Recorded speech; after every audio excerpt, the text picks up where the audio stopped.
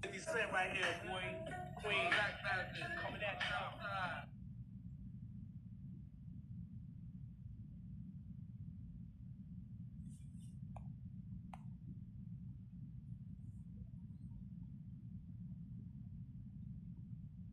Cent right here, boy. Queen. Coming at you. Yo. One time, yo. Son, I'm real on the street, and I am on wax. So if you see me in New York, you see me making my stacks. And if you see me on the alley, you see me taking the jack. And I think I'm all that. How y'all niggas feel about that? Be careful. This rap shit, it'll get to your head how you screaming, fuck the police. When you scared of the feds, visit you, love your enemies and hate your friends.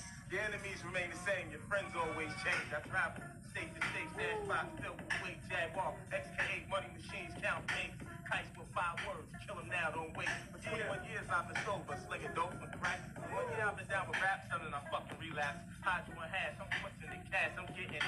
Crystal, I'm sipping it, hot shit, I'm spitting it. Alright? 50 Cent right here, boy. Queen.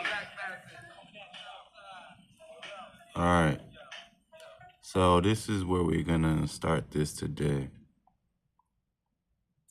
We're gonna start this with what is this? Trevor Noah jokes about Kendrick and Drake beef. What is this? So welcome back to the most nominated artist of the year, Mr. Kendrick Lamar, everybody. That's right.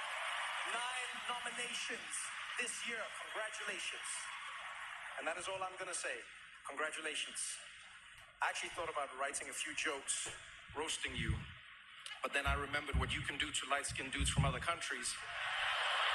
Yeah, me and my delegation are still recovering from the pain. So, also welcome back to the most nominated artist of the year, Mr. Kendrick Lamar, everybody. All right. So that brings me to my point. Actually, to make 2 points. 3 points. 1, J. Cole's coming out with another album, his last album, apparently.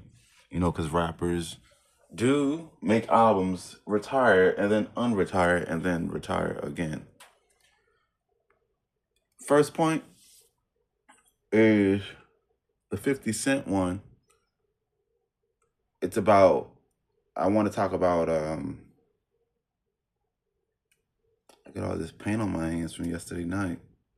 I want to talk about your image prior to success and fame, and what you will be speaking, alongside with the money and the fame. Because when God gives you the gift and he exposes you, he's going to give you the gift, but he's also going to give you the testimony because you lived it. But he's not going to tell you what to say. And I put that 50 Cent thing up there because rap is the only genre. I mean, every genre you say what you want, but rap is the only genre where we blatantly say just rude and foul things because the Jew pays us a few $1 million and then it is what it is. And they know that those that come from dark backgrounds or impoverished backgrounds, or dark and impoverished backgrounds, many chosen ones. Because just because you're going into Hollywood doesn't mean you're not chosen. Many people that go into Hollywood are chosen. They just chose Satan instead of God. So the point I'm trying to make is this. When you finally get there, for any chosen ones that I'm talking about, when you finally get there, is your tone going to change? Is your statement or testimony or word or glory to God going to change? Because when we speak his words the wrong way, who knows? He might take all the money back. He might take all the fame back, or he might let you keep it and let you demise on your own. Who knows how God does it? The only thing we know is that your destiny will be fulfilled if you do it. And the prophecy will be fulfilled whether you do it or not. So that was one. Because I think that the dude right beside him, I think that was Noriega. So I think they was both in the beginning stages when they was recording that video. Secondly, I wanted to put that Kendrick and Trevor Noah thing in there because Kendrick been rapping probably as long as 50 been rapping. It's just a different generation. But the thing is this, and this is why I want to also, I want to get into this, but in a different, format. Like after, because I just woke up, so I don't feel too comfortable really going in for a long conversation because I gotta do some things. So, prepare my day. But I did wake up on a good foot. Sunny outside. I'm gonna have a great day. Anyways, let me make this point and then get to my last point. When you truly do something because you love it and that's all you can do, then whatever happens happens, because Kendrick clearly isn't the best rapper alive on the planet. But that's probably not his purpose. He probably don't care for that. Kendrick want to be Kendrick. And when Kendrick did what he did, when he spoke his testimony, true or false, he damn near obliterated Drake. I don't want to say it was as bad as, Nas and Jay-Z with Ether, because Ether damn near, Nas killed Drake. I mean, killed Jay-Z. But the point I'm trying to make is this.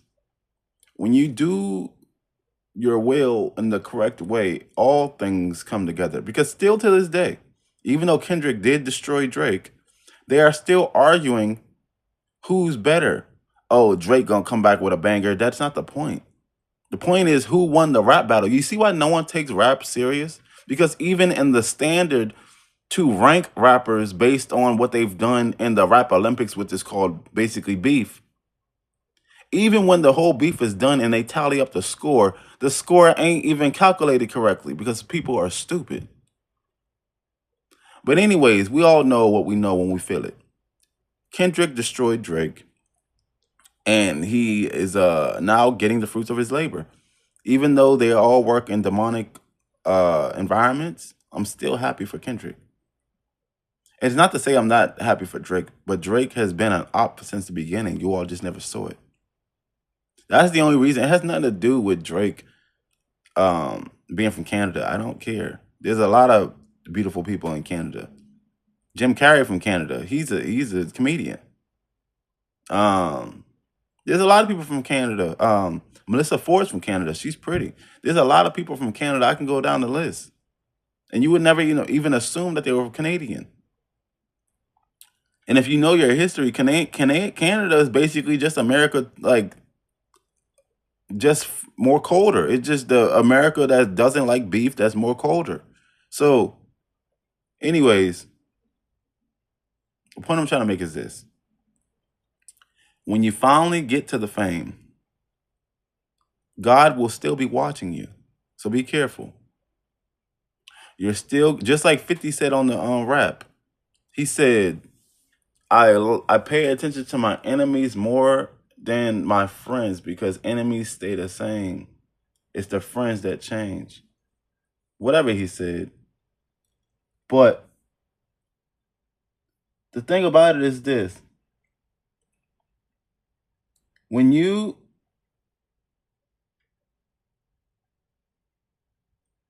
when you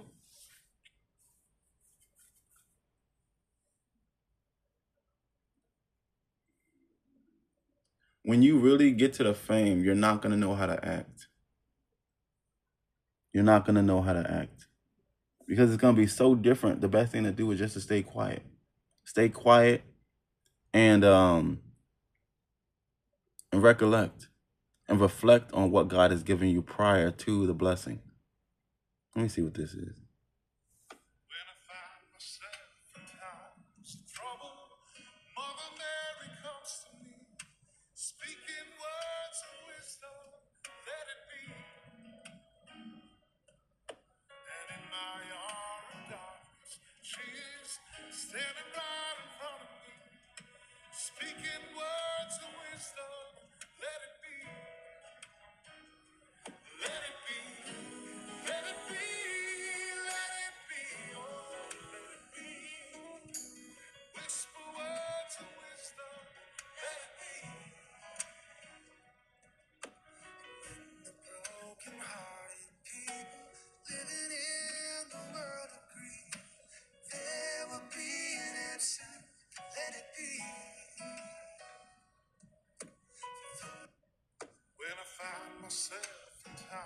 See, this is why I don't like. This is why I don't like um social media. Everything became Hollywood 2.0. Like, you really think that stuff happens? For those that do have that, loving relationship, that's cool. Because I do believe that love should come back. If well, technically it's not lost, it's just hiding right now.